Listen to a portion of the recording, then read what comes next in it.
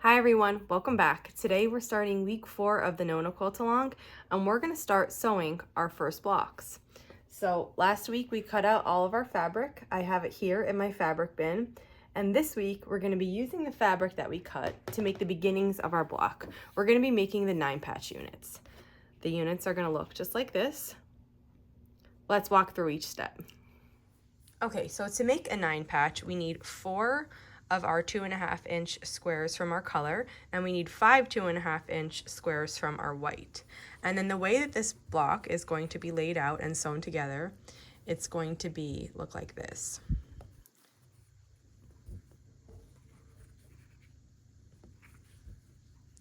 So this is the layout of all the pieces. It's a traditional quilt block called a 9-patch. It's used quite often, and what it just means is that there are 9 squares, 3 by 3 is the layout, and then they're sewn together to make one block. So we'll sew 1 row at a time, and then we'll take the rows in between here and sew them together. So let's do that, and then I'm going to show you some variations and ways to make this quicker. Now, I don't use pins when I sew, but it's very popular among quilters to use pins to hold your pieces together before you do the seam. So this first one I'm going to do with no pins, just the way that I usually sew, just to show you. And then I'll show you, if you wanted to use a pin, I'll show you what you would do to do that. So first, if you remember, our top row looked like this. Our top row and our bottom rows were exactly the same. They looked like that. So here together I have sewn, I've taken the pink and I've put it on top of the white, matched up all the sides, and I've sewn along the edge here. When we're quilting, we always use 1/4 inch seam allowance. So that means that from the edge of our fabric to where our stitches are sewn, this measures 1/4 inch. So I have those two sewn together. And now I'm going to add the third one in the row. So I'm taking my white and I'm lining it up on all sides around, and I'm going to sew here. Again, I'm using 1/4 inch seam allowance. When we talked about sewing machines, I let you know that I like to use this 1/4 inch foot with a guide. On Bernina, this is foot 57D, but each type of machine will have its own 1/4 inch foot, and some of them you can buy a generic. That will work. So I have that on. That's helping me get my 1/4 inch. Getting a perfect 1/4 inch seam is going to take practice, and it's something that you have to do in order to get accurate quilt blocks. So don't be discouraged if in the beginning your seam allowance is a little bit, wiggly, but it is something that you want to perfect. So go really slow and try to get that right. So what we did so far was the top row. Now we're going to make the middle row, which, if you remember, was kind of like the opposite in the color placement. So I'm going to set this one aside and we're going to make the middle row. I'm taking the white and I'm putting it on top of a pink, and all the sides are matched all the way around, and I'm sewing using 1/4 inch. I'm making sure that I'm very accurate this whole way through.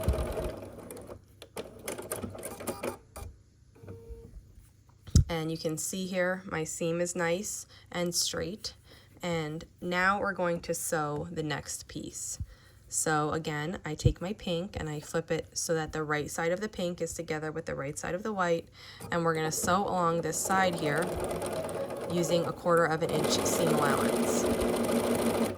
And if somebody in quilting doesn't mention the seam allowance, it's always 1/4 inch. That can be assumed, always. Okay, so this is the middle of our block. So now we have this much. And now we need one more row down here that's exactly the same as the top. So we'll sew that. And what I have here is my white, and I'm putting it right side together with the pink. And I'm sewing here along the edge, 1/4 inch seam allowance. Okay, let's cut the threads. And then we'll add in the last white.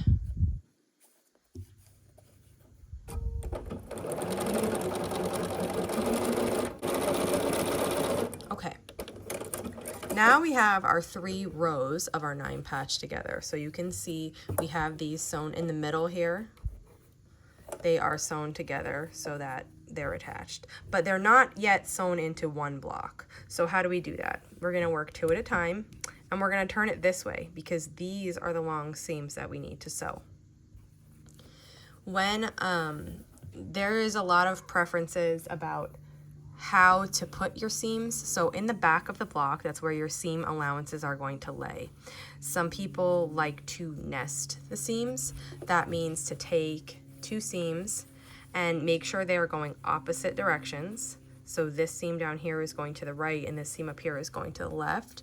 And when we put these next to each other, they lay nice and flat. My top seam is going to the left and my bottom seam is going to the right, and that's going to make a really flat seam, and it's going to let these lay nice. So in my blocks in this quilt, we're going to be nesting seams. The other option is to press the seams open. That means to stop at this point and use your iron to separate these two seams and press them like this. A pressed open seam gets the block laying nice and flat. But again, it's preference as to what you want to do. I typically don't press my seams open. I like to go to one side and I try to nest them when possible. Another consideration is often people like to press their seams to the dark. So what that means is you can see here underneath, I have my seam allowance going towards the pink. So because the pink is darker, you can't see any of the seams through these blocks. If I were to push the seam allowance to the white, now you might not be able to see it here on the video, but it is there. See if you can see that light shining through. See how you can see that seam allowance through it? When you push the seams to the dark, you avoid seeing the shadow of a seam allowance behind it. Again, that's not always possible though, depending on the block you're making, so it's mostly preference on what you want to do. Here, we're going to try to press to the dark and we're going to nest seams. At this point in the block, a lot of people like to press with their iron. I don't press my blocks with the iron while I'm making them. I wait until the end. So for this first block, I'm going to show you how I would do it. And then for the next block, I'll show you a couple other ways that you might want to try. So basically what finger pressing means that instead of taking a hot iron and laying it on the seam to set it, I'm just using my fingers and I'm pushing it into place. I'm being really careful not to warp or stretch this fabric. I don't want it to be any other shape than a 2.5 inch square, which is what I had it cut at. So I'm just using my fingers to just press these seams so that they're laying flat and we can work with them. Now what we're gonna do is we're gonna sew these two pieces together along this long seam here. So to start, the way that I do it without pins is I take my top piece and I finger press this so that the white is going, the white seam allowance is going toward my pink. And I'm gonna take the two seams right here and nest them.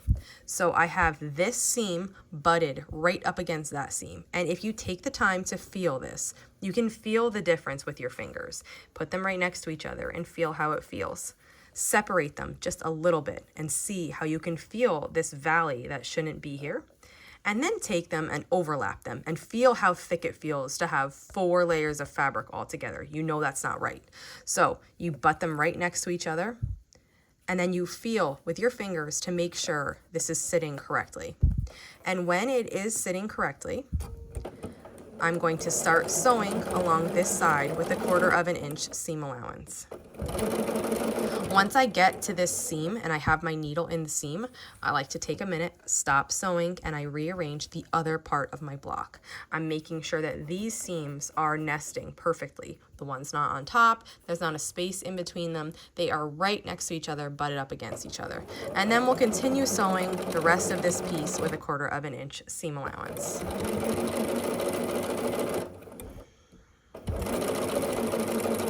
And when we get to the end there, we'll cut the threads.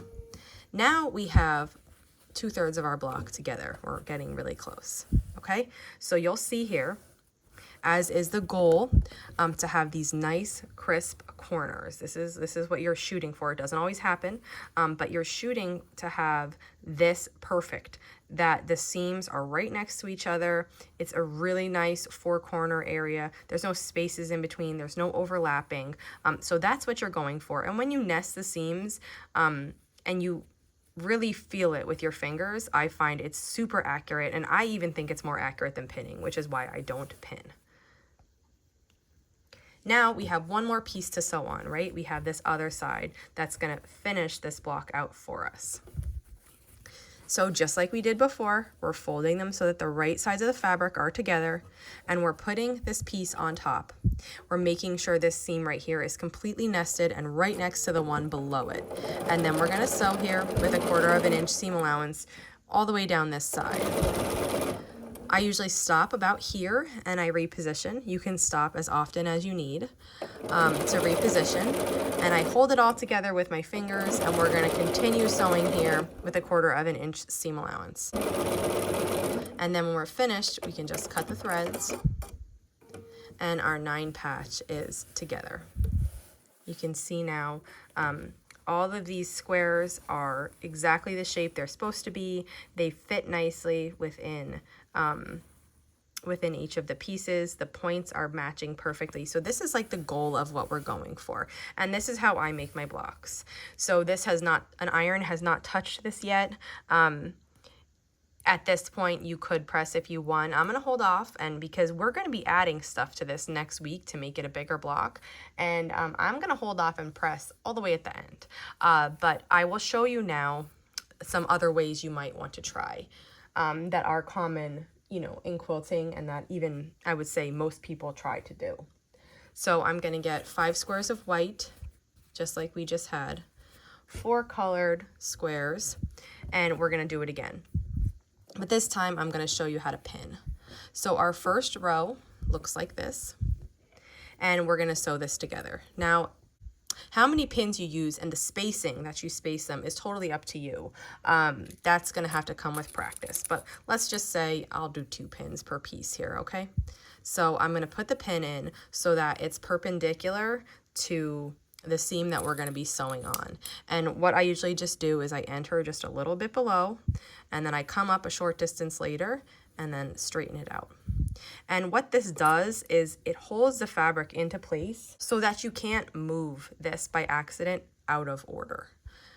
Okay, so to sew with a pin, you will do the same thing. You'll start sewing. Now you can see that here, let me focus, that my needle is nowhere near this pin. However, the guide on my foot is hitting it. So once it gets close to the guide, it's time to take it out. You just remove it. And then again, you see my pin is approaching this guide, so it's time to take it out.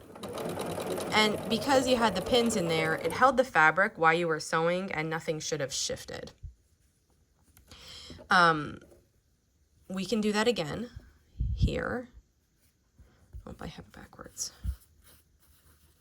Okay, so this piece needs to be the other way. So if I wanted to pin, and if you wanted to, what I think probably, like I said, I don't pin, but I'm guessing what most people do is they'll pin a bunch of things at once, right? So they'll pin all the pieces that they're going to be sewing. So then when they're ready, they can just sit down at the sewing machine. They have their stack of pinned fabrics, and then they can sew without having to take a break and pin every single one. So let's just say we have, oh, this one's crooked. Let's just say we have these pinned here. Okay, and we can just start sewing. When the pin gets close to the guide, you remove it.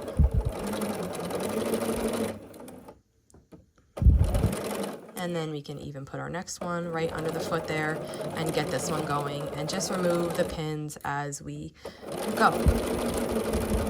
Then we can cut the threads. Now these 3 are hooked, so I'll just trim them for the purposes of this to show you. Now if we wanted to pin this other side, we would do the same thing. We would just open like the fabric up, put the 2 right sides together, and then we would do the same thing, right? We would take our pins, stick them in, holding it together. I mean, this piece is so small, I don't even think you would need a lot of pins in this piece, but you just pin as much as you're comfortable. Okay, so we sewed that. Now let's just do this other one so we can get our middle. And for the middle, we need another purple. Now I'm gonna sew this one without pins just to make it faster.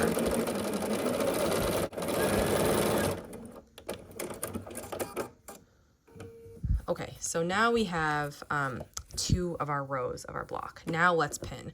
Okay, again, we're gonna finger press the seams, and I'm pressing them to the darker, which is they're both going in towards the purple. You can see on the back, I have them both going in. And then this one, they're both gonna go out to the purple. So when I put one on top of the other here, you could pin as frequently as you need. When you pin here, you can go in through your seam allowance on one side and the block on the other side to kind of hold the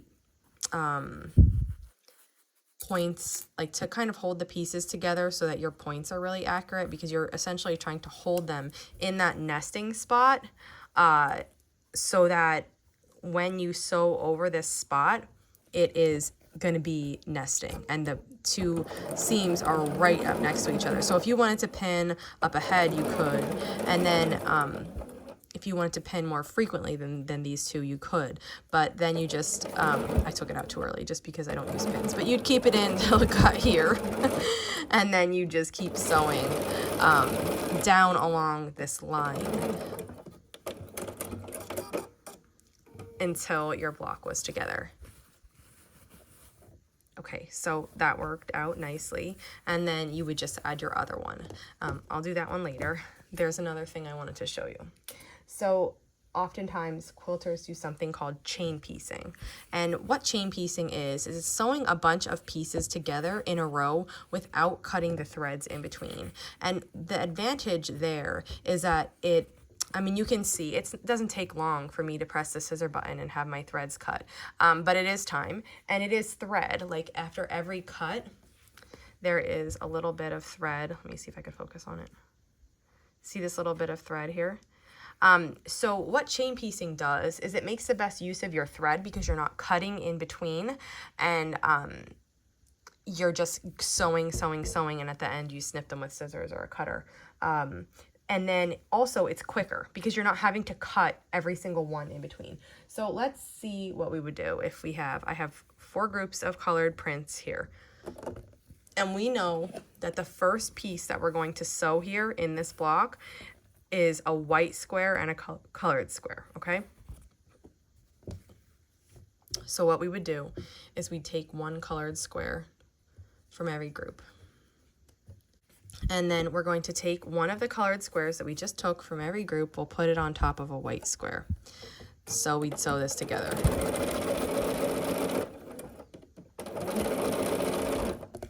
And we're not gonna cut, we're gonna do the next one.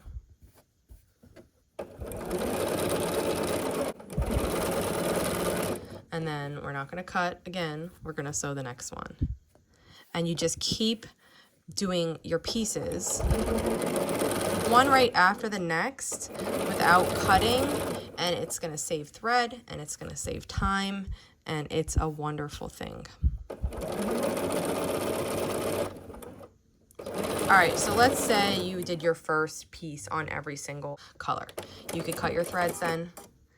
Now, you could come here and cut every thread, or you could open it up like this, and you could add the next piece without cutting the threads. Now this does take some getting used to because you have this like chain hanging here, kind of like tugging on you a little bit, and it takes some getting used to, like having that be there and working with it so close.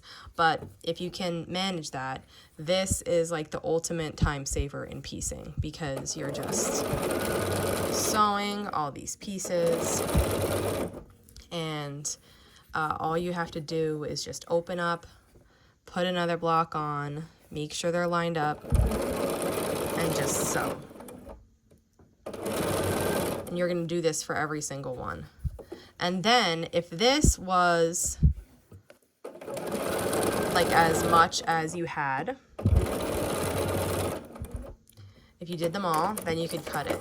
Now, if you wanted, you could come in here and you could cut these like that, and you have the first row of all of your blocks. So then you'd make the second row, and then you'd make the third row, and then you'd piece your rows together. My favorite way of piecing is like chain piecing the entire block. It's called web piecing. So here I have my 4. I have 4 here, and let me get one more. When you web piece, you don't cut the threads like at all. So I would put my colored portion, oh, it's the other way around. No, that's right. Yep, I would put my colored portion on top of my white and I would sew this together. I won't cut here. I'm gonna make the next row. Now I know by looking at this block that I have, my next row is color first and then white. So color first and then white. And then I will sew together after that one the first two pieces of my bottom row, which I know is white and then color. So white goes down and then color goes down. And I'm going to sew this together. Now, if I wanted, I'm not going to do it here because I'm only showing you one, but if I wanted, I could do the next block and I could do the first two rows without cutting. So this is like the ultimate version of chain piecing. You're chain piecing entire blocks all together in a row, and it's super awesome. When I make a quilt, that's exactly what I do. So the next thing I would get a white and my next color and my white and my color, and I'd piece those through. And in the meanwhile, I still have this third column of all the blocks just sitting on the side. So pretend we pieced more. Then I would cut the threads. And I would have this whole long chain of pieces. Then I would open them up and I would add the third column. So now I'm gonna go down and add the third column to all of these. And with a 9-patch, it's relatively easy because this is a simple block. You can just like look at it and know what comes next because you're just alternating colors and whites. So some of the more difficult blocks, it might be a little tricky to keep track of everything, but I promise you this method, if you try it, is worth it. Even if you're struggling a little bit in the beginning, if you just stick with it, this method is just amazing. So now I would add my third column here. Then if I had more, I would add my third column to every single one. And then when I was done, I would cut. Then I would take my scissors and we know this is a 9-patch, so I'd do 1, 2, 3, and then I'd cut here if there was another block, have the next 9-patch, and then cut. So then I'm essentially cutting and I have my blocks, groups of my blocks like this. They're all hooked together, like this isn't gonna fall apart. They have their threads in between still connecting even though these aren't sewn, but they're there so you can't misplace anything, you can't lose a part, nothing gets out of order. And then the next thing we have to do is sew these two seams. This is what we did before, but we just did one little piece at a time and they weren't hooked. Now they're hooked. And you do it the same way. You would just fold your right side on top of your middle and then, drop your foot and sew with a 1/4 inch seam allowance. You're nesting your seams here. You're making sure if you want to use pins, you absolutely could use pins here. And then you're just going to sew down this. Then you could do every single one, like their long seam on the right of every single one. Piece them all through at once. Cut, and then snip between 9 patches. Then you turn the whole lot around, and then you're going to piece the other side. So you can see how much of a time saver it is to piece like this. And again, if this seems out of reach, as a beginner, that's no problem. Just piece it like I showed you the first block, one at a time, take your time, and eventually you'll be speeding through this, like really in no time. Okay, and here's our other 9-patch. So, one more thing I want to show you before we go is pressing. I have a little pressing station set up next to my sewing machine, which is handy if I do need to press something. So I would say it's always taught to quilters that you need to press between every single step. And when I say press, I mean press with an iron and not with your fingers. I don't agree with that philosophy, but it is a valid option if that's something that you want to do. You just don't have to do it. I think you can finger press, and I get great results with that. But I want to show you how to press with an iron in case you want to press at every step. So pretend this block isn't here, this purple one, and I only have this 2-patch, so it's 1 and 2. I'm going to put them together so that the right sides are facing each other, just how I sewn them. And I'm going to take my iron and set it on top of the seam line. So this is called setting the seam. And what it does is kind of like relaxes the thread into place. It makes it sit nicely on the fabric. After you have the seam set, the next step is to press it. Now, you do have to take in consideration when you're pressing which way you want your seams. If you want to open them like I showed you before when you would press them open like that, or if you want them to one direction. Here we're pressing to the dark, so I know this seam is going to stay towards the purple. So with my fingers, I open the purple up, and then I set my iron on the front. Now, what's important about pressing quilt blocks is you don't want to do like ironing like this, because what's going to happen is you're going to stretch and warp the fabric. When you press, you literally set the iron down on it and don't move it. You're just pressing. It's an up and down, not a back and forth. Okay, so this one is pressed. It's really flat now because we pressed it. The seam is staying put. Even when I just put it down, you can see it's laying flatter than this side that was not pressed. Okay, so we pressed that. Now you'd say, okay, I sewed this other side on and I want to press it. You do the same thing. You're going to set the seam. And then once your seam is set, you're going to open it and just set your iron right on it. And you have this pressed piece. So if you were going to press, you would want to press, you'll press all your middles, all your top rows and all your bottom rows. And then if you were going to pin, then you'd pin them and then take it to your machine. So we pressed the middle row, let's press the top row. What's different about the top row is that these seams are going to go in toward this purple and not out. So we can set the seam in the same way. We'll flip it over, set the seam with the iron, and then we're going to open it this way so that the seam is still going toward the purple. And set our iron on top to press it. So now you can see that seam is going in. We need to do this one now. So I'm going to do the same thing. I'm going to fold it down. The purple side, the back is up, and I'm setting this seam. And then I'm going to open it with my fingers and get it into place, and then I'm just going to set my iron right on top of it. No moving it back and forth or anything, just setting it and letting the heat of the iron press the block. Now you can see this is pressed, and so is this. So if we were going to go to the sewing machine now, and if you wanted to pin or not pin, you can get these pieces just right in order because they're really flat, the seams are behaving, they're the way they're supposed to be. You're not having to hold them in place with your hands. So if you wanted to press between every block, this is the reason you do it, just because it makes it lay nice and flat. Your seams are exactly how they're supposed to look throughout the whole position. And now you can sew here. And if you wanted to pin, you can stick your pins in, make a whole stack, and then go sew them all at once. If you made a block like we did, and we finger pressed along the way when we made this one, it's not pressed at all. You can see these seams are not laying flat. Let me show you how you would press that now. So I'm going to take it to the back side, and what I'm going to do is I'm going to gently lay this down. The seams here are supposed to go in, so I'm going to work on one seam at a time. And I like to put the seams in place with my fingers and then put the iron over it. My fingers do the work of getting it to lay correctly, and then the iron just sets it. I'm not pushing them into place with my iron like this. I'm actually just getting it right and then setting it down. So this side is pressed. I would flip it around and do the same thing on this other side. So here, I put that one into place, and I put this one into place, and then I set my iron on top. Now, if you'll look, we've pressed these two outsides, and we just need to do the inside. Now, when I do the inside, I like to do something a little different. I fold it like this, and what's happening here is this seam and this seam are going to nest, and same as this blue and this blue. So when you put these on top of each other, this should be completely flat. You'll feel it, just like when we were nesting seams before, that those seams are actually nesting the entire way across. And when that's happening, hold them into place, and you're gonna just set your iron on this long seam here to set that seam.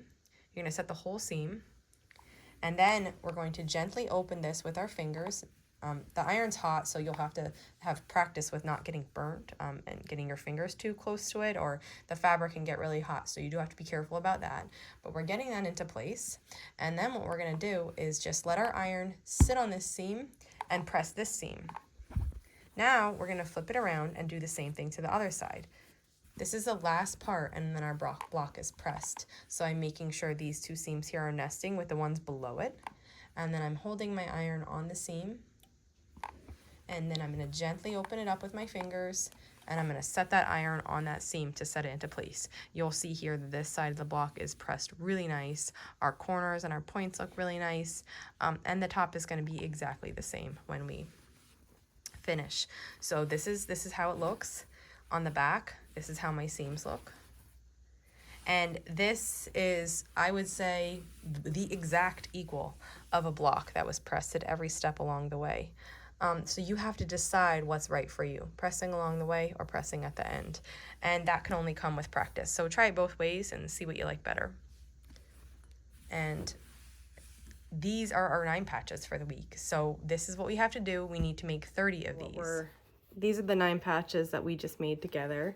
And this is our assignment for this week. We need to make all 39 patches, which means all 30 groups of 4 prints that we cut from the 5-inch squares will be turned into a 9 patch. I hope it doesn't seem too difficult to you. It's really not, but I know in the beginning it seems overwhelming, so just take it one step at a time. I tried to give you a bunch of options in the video of how some people do it versus how I do it. I want you to see a bunch of different ways because I want you to know that not only one way is right. You can do things many ways and get a really good outcome. So you have to decide what works for you. If you're going to press, if you're going to pin, you just need to test it both ways. Maybe during these blocks, make 1 9 patch with pinning, make 1 9 patch that you press every step, make 1 9 patch that you don't, and see how they turn out. And pick the one that's the best for you. If you have any questions on making these blocks, just leave them in the comments below and I will be sure to answer those. And I will see you back here next week as we add more to the outside of this block to work towards finishing our quilt. Thanks for following along.